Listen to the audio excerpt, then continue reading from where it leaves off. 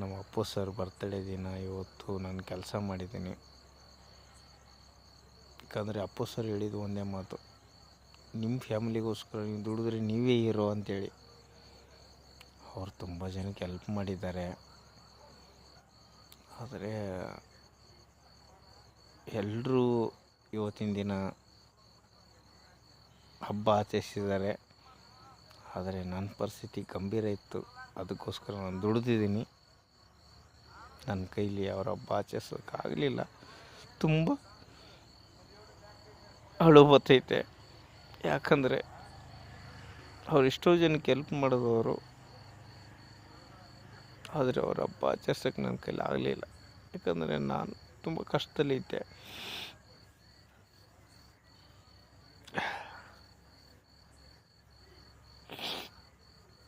ಏನು ಮಾಡೋಕ್ಕಾಗಲ್ಲ.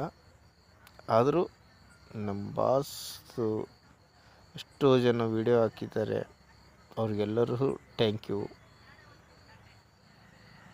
ಅವರು ಒಬ್ಬರೇ ನಮ್ಮ ಕರ್ನಾಟಕಕ್ಕೆ ಬಾಸ್. ಅಂದರೆ ಬಾಸ್ ಅಲ್ಲ, ದೇವರವರು. ಯಾರೋ ಒಬ್ಬರು ಹೇಳಿದ್ರು ಡಿ ಬಾಸೇ ದೇವರು ಅಂತಿಸಿದ್ದು. ಇರಲಿ, ಪರವಾಗಿಲ್ಲ. ಅವನು ದೇವರಾಗೋಕ್ಕೆ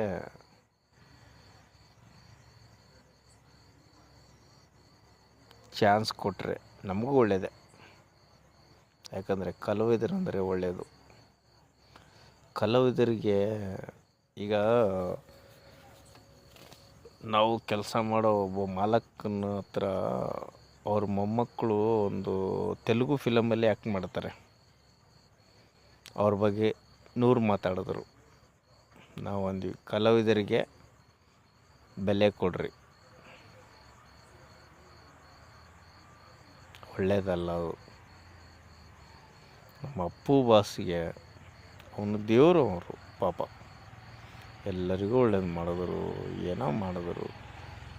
ಅವರಿಗೆ ಇವತ್ತು ಬರ್ತಡೇ ದಿನ ಯಾರೋ ಒಬ್ಬರು ವಿಡಿಯೋ ಮಾಡಿ ಹಾಕಿದರು.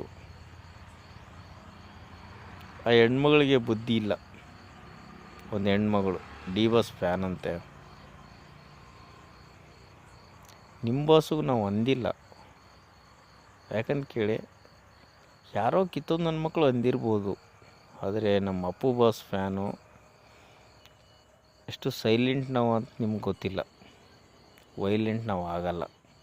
ಯಾಕೆ ಕೇಳಿ, ನಮ್ಮದು ವೈಲೆಂಟ್ ಆದರೆ ನೀವು ಉಳಿಯಲ್ಲ, ನಾವು ಆಗಲ್ಲ. ನೀವು ಉಳೀರಿ, ನೀವು ಬೆಳೀರಿ. ಒಂದು ಹೆಣ್ಮಗಳು ಆ ಥರ, ಒಂದು ಹೆಣ್ಮಗಳು ಅಪ್ಪು ಬಾಸ್ದು ಫೋಟೋ ಇಟ್ಕೊಂಡು ಡ್ಯಾನ್ಸ್ ಮಾಡಿ, ಅಪ್ಪು ಬಾಸ್ 50 ಇಯರ್ಸ್ದು ಬರ್ತಡೇ, ಹ್ಯಾಪಿ ಬರ್ತಡೇ, ಎಷ್ಟು ಖುಷಿಯಾಗುತ್ತೆ. ಆ ಥರ ನೀವು ಮಾಡಿ, ಪರವಾಗಿಲ್ಲ. ನಿಮ್ಮ ಬಾಸೊಂದು ಫೋಟೋ ಇಟ್ಕೊಂಡು ಡ್ಯಾನ್ಸ್ ಮಾಡಿ, ಅವ್ರು ಮಾಡಿದ್ರು ಡ್ಯಾನ್ಸ್ ಮಾಡಿ. ಯಾರು ಬೇಡ ಅಂತಾರ್ರಿ? ಇನ್ನೊಬ್ಬರಿಗೆ ಇದು ಮಾಡೋಕ್ಕೆ ಹೋಗಬೇಡಿ.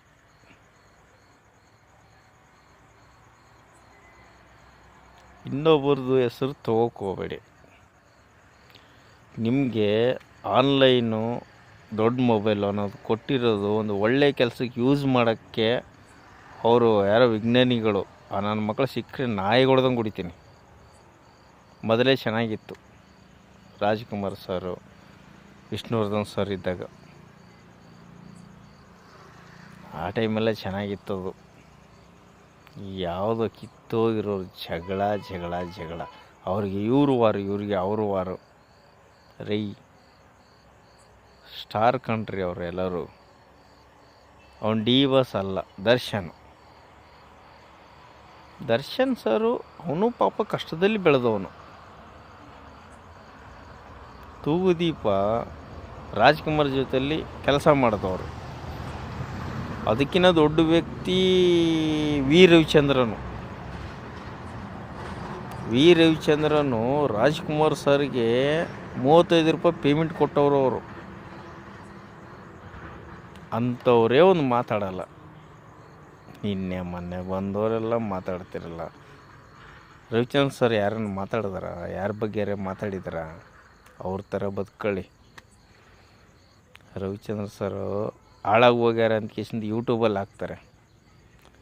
ರವಿಚಂದ್ರನ್ ಸರ್ ಯಾಕೆ ಹಾಳಾಗಿ ಹೋಗ್ತಾರೆ? ಅವು ನಿಯತ್ತಾಗಿ ಬದುಕ್ತಾರೆ ರವಿಚಂದ್ರನ್ ಸರ್. ಅಪ್ಪು ಸರ್ ಬಗ್ಗೆ ಅವರು ಒಂದು ಒಳ್ಳೆ ಮಾತು ಹೇಳ್ತಾರೆ. ಅವನು ಯಾವತ್ತೂ ಅಪ್ಪು ಎದೆಯಲ್ಲಿ ಟಚ್ ಕೊಡ್ತಾನೆ. 46 ವರ್ಷಕ್ಕೆ ನಮ್ಮ ಅಪ್ಪು ಸರ್ ಸತ್ತೋಗಿದ್ದಾರೆ, ಇಲ್ಲನಲ್ಲ, ಕಳ್ಕೊಂಡಿದ್ದೀವಿ. ಆದರೆ ಅವ್ರು ಯಾವತ್ತಿದ್ರು ಜೀವಂತ. ಚಾಲೆಂಜ್ ಮಾಡಬೇಡಿ, ಚಾಲೆಂಜ್ ನಮಗೆ ಇಷ್ಟ ಆಗಲ್ಲ. ಯಾಕಂದರೆ ನಾವು ಎಲ್ಲರನ್ನ ಬೆಳೆಸಬೇಕು ಅನ್ನೋ ವಿಚಾರದಲ್ಲಿ ಬದುಕ್ತೀವಿ ವಿನಃ ಇನ್ನೊಬ್ಬರನ್ನ ತೆಳಗಾಕ್ಬೇಕನ್ನೋ ವಿಚಾರದಲ್ಲಿ ನಾವು ಬದುಕಲ್ಲ.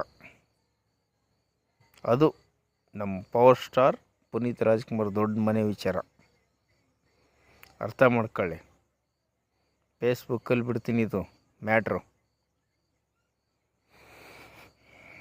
ಅಪ್ಪಿ ತಪ್ಪಿ ಅವನ ನನ್ನ ಜೊತೇಲಿ ಮಾತಾಡಬೇಕು ಅಂತ ಅಂದರೆ ನನಗೆ ನಂಬರ್ ಕೊಡ್ತೀನಿ. ನನಗೆ ಮೆಸೇಜಲ್ಲಿ ಒಂದು ಮ್ಯಾಟ್ರ್ ಹಾಕಿ, ಏನಾದರೂ ಒಂದು, ನೀ ಅಣ್ಣ ನನ್ನ ಜೊತೇಲಿ ಮಾತಾಡು ಅಂತೇಳಿ ನಂಬರ್ ಹಾಕಿ, ನಾನು ಮಾತಾಡ್ತೀನಿ. ನಾನು ಯಾರಿಗೆ ಕೆಟ್ಟದ್ದು ಬಯಸಿಲ್ಲ. ಚಂದನವನ ಅಂದರೆ ತುಂಬ ಒಳ್ಳೆಯದದು.